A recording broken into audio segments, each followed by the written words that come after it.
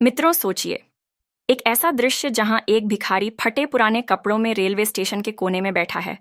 लोग उसे देखना तक पसंद नहीं करते, उसके पास आने से भी कतराते हैं।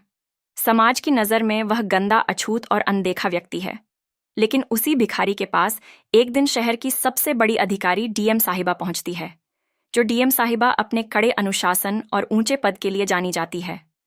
वह उस भिखारी के पैरों में गिरकर माफी मांगने लगती है। लोग हैरान रह जाते हैं। आखिर ऐसा क्या रिश्ता हो सकता है कि एक डीएम, जो समाज में सबसे सम्मानित मानी जाती है, एक भिखारी के सामने अपनी सारी गरिमा भूल जाती है। वह भिखारी कौन था? डीएम साहिबा का उससे क्या संबंध था? क्यों वह अपने आंसू रोक नहीं पाई? यह जानने के लिए हमारे साथ इस भावुक और प्रेरणादायक कहानी में बने रहे।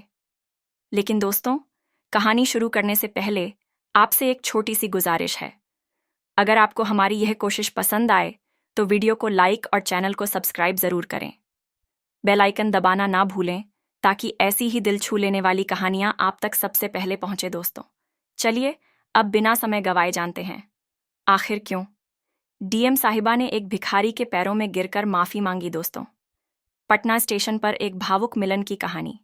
मित्रों, पटना का रेलवे स्टेशन हमेशा की तरह लोगों की भीड़ और हलचल से भरा हुआ था। प्लेटफार्म पर चाय और समोसे बेचने वाले कुल्ली और यात्री अपनी अपनी गतिविधियों में व्यस्त थे।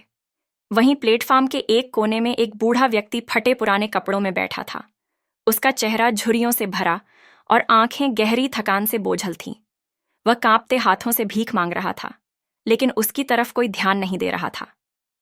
दोस्तों, उसकी हालत दयनीय थी।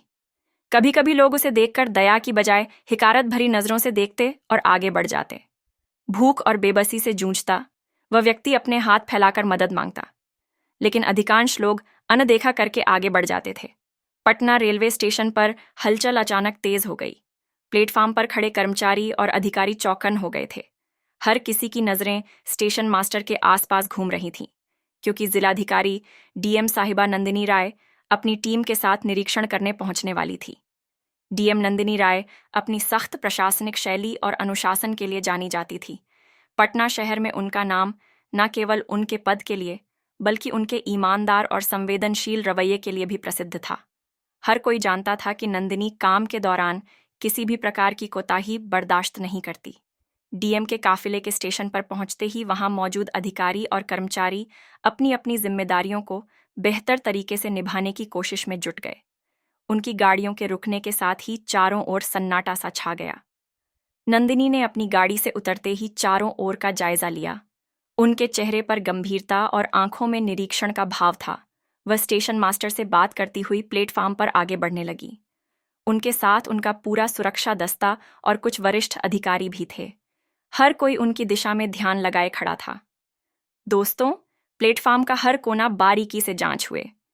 उनकी नज़र अचानक एक कोने में बैठे एक वृद्ध व्यक्ति पर पड़ी। वह फटे पुराने कपड़ों में गंदे और कमजोर हालत में जमीन पर बैठा था। उसका सिर झुका हुआ था और हाथ कांपते हुए भीख मांग रहे थे। नंदिनी कुछ पल के लिए वहीं रुक गई। उनके चेहरे पर अचानक एक अजीब सा भाव आया।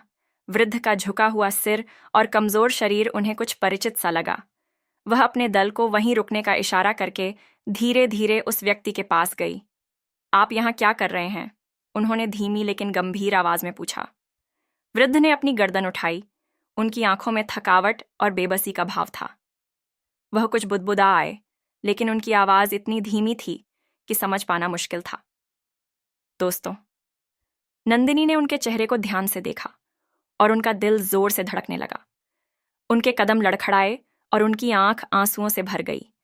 वह धीरे से बुदबुदा आई, यह तो पापा हैं। उनका पूरा शरीर सुन्न हो गया। उनके सामने वही व्यक्ति था जिनके स्नेह और त्याग ने उन्हें इस मुकाम तक पहुंचाया था। उनके पिता रमेश राय, जो एक समय में एक सम्मानित सरकारी शिक्षक थे, आज इस हालत में भीख मांगते हुए दिख रहे थे। नंदिनी का मन बीते दिनों की ओर चला गया। उन्हें याद आया कि उनके पिता ने किस तरह अपने छोटे से वेतन में भी उनकी पढ़ाई और ज़रूरतों का ध्यान रखा था। उनका परिवार खुशहाल था, लेकिन एक दिन उनके पिता एक सड़क हादसे का शिकार हो गए। उस हादसे के बाद उनकी मानसिक स्थिति बिगड़ने लगी और धीरे धीरे उन्होंने अपनी पहचान खो दी। कुछ महीनों बाद वह बिना बताए घर से चले गए।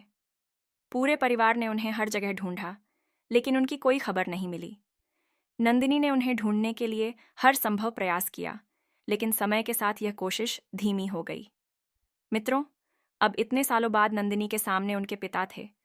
वह तुरंत उनके पास बैठ गई और उनका हाथ थाम लिया। पापा, यह मैं हूं, आपकी नंदिनी, मुझे पहचानिए। वृद्ध ने उनकी ओर देखा, लेकिन उनकी आंखों में कोई पहचान नहीं थी। उनकी याददाश्त पूरी तरह जा चुकी थी। नंदिनी ने अपने आंसुओं को रोकने की कोशिश की, लेकिन वह फूट फूट कर रोने लगी। उन्होंने अपने पिता के पैरों को पकड़ लिया और कहा, पापा, मुझे माफ़ कर दीजिए। मैं आपको इस हालत में अकेला छोड़ने वाली बेटी नहीं हूं। चलिए घर चलते हैं दोस्तों। यह दृश्य देखकर वहां मौजूद हर कोई भावुक हो गया। नंदिनी ने अपनी टीम और स्टेशन के कर्मचारी को संबोधित करते हुए कहा, हम सब अपनी व्यस्त जिंदगी में अपने परिवार और खासकर अपने माता पिता को अनदेखा कर देते हैं। यह घटना हमें सिखाती है कि हमें अपने बड़ों का सम्मान और देखभाल करनी चाहिए। आज मैं जिलाधिकारी हूँ, लेकिन मेरी सफलता का पूरा श्रेय मेरे पिताजी को है। उनका यह हाल मेरी असफलता है। उस दिन नंदिनी ने अपने पिता को सहारा देकर घर ले जाने का फैसला किया। उन्होंने तुरंत डॉक्टरों और मानसिक स्वास्थ्य विशेषज्ञों को बुलाया और उनके इलाज की व्यवस्था की। धीरे धीरे उनकी देखभाल और प्यार ने उनके पिता की खोई हुई याददाश्त को वापस लाने में मदद की। मित्रों, यह कहानी सिर्फ नंदिनी और उनके पिता की नहीं थी। यह उन सभी लोगों के लिए एक प्रेरणा बनी जिन्होंने इसे देखा या सुना। समाज में हर किसी ने इस घटना से यह सीखा कि परी से बढ़कर कुछ नहीं। माता पिता हमारी असली ताकत और पूंजी है। माता पिता का सम्मान और उनकी देखभाल ही सच्ची सफलता और इंसानियत की पहचान है दोस्तों। यह कहानी हमें सिखाती है कि माता पिता हमारे जीवन की सबसे बड़ी पूंजी होते हैं। उनके बिना हमारा अस्तित्व अधूरा है। जैसे नंदिनी ने अपने पिता को सहारा दिया, वैसे ही हर बेटे और बेटी का फर्ज है कि अपने माता पिता की देखभाल करें, चाहे परिस्थिति कैसी भी हो दोस्तों। अब आप बताइए, इस कहानी ने आपके दिल को कितना छुआ?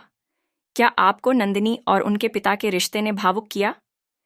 क्या आपने भी कभी अपने माता पिता के लिए ऐसा कुछ महसूस किया है? अगर यह कहानी आपके दिल को छू गई हो तो हमें बताना ना भूलें। कमेंट सेक्शन में अपनी राय ज़रूर दें। और हाँ, हमारे चैनल को लाइक, शेयर और सब्सक्राइब ज़रूर करें ताकि हम ऐसी ही प्रेरणादायक कहानियाँ आपके लिए लाते रहें। धन्यवाद।